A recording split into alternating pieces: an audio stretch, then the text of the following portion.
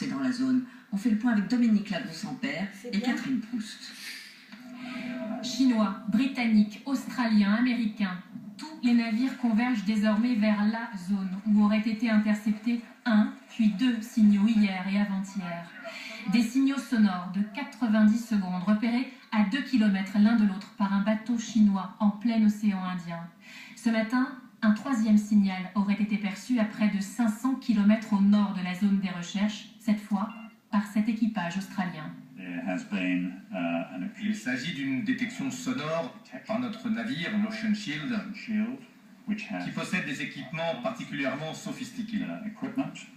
Mais bien sûr, ces informations doivent maintenant être vérifiées. D'autant que de nombreuses questions se posent. Comment est-il possible que ce troisième signal soit intercepté à plusieurs centaines de kilomètres des deux autres, alors que la balise d'une boîte noire n'émet que sur 2 km?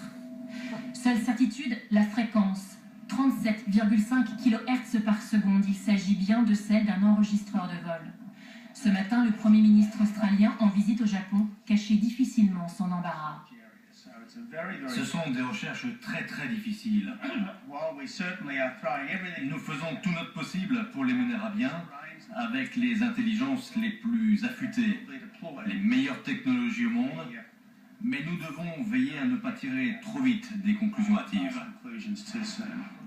Demain, cela fera exactement 30 jours que le vol MH370 a disparu des écrans de contrôle.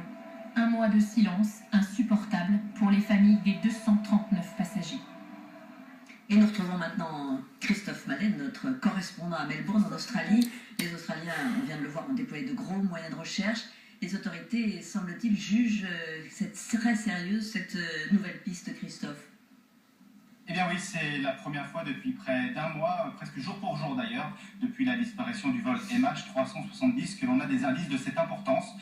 Pour le moment, en Australie, on garde la tête froide. Les autorités rappellent qu'il n'y a aucune confirmation que ces signaux enregistrés par les deux navires émanent de là ou des boîtes noires du Boeing de la Malaysian Airlines. Mais il est vrai également qu'Angus Houston, qui est à la tête des efforts de recherche, il a commenté qu'il n'y a quasiment rien d'autre dans la nature qui pourrait émettre sur cette fréquence de 37,5 MHz. L'Australie se doit d'être prudente. Les relations avec la Chine et la Malaisie sont très importantes pour le pays, sur le plan des relations internationales, mais également politiques ou commerciales. Il faut rappeler qu'il y a 350 000 Chinois installés en Australie et que la dernière chose que les autorités veulent faire, c'est de rajouter de l'huile sur le feu entre les deux pays. Et à Canberra et partout ailleurs dans le pays, on est bien conscient de cette responsabilité pour l'Australie. Voilà, Christophe Mallet, donc de Melbourne, en Australie. L'actualité de ce dimanche est aussi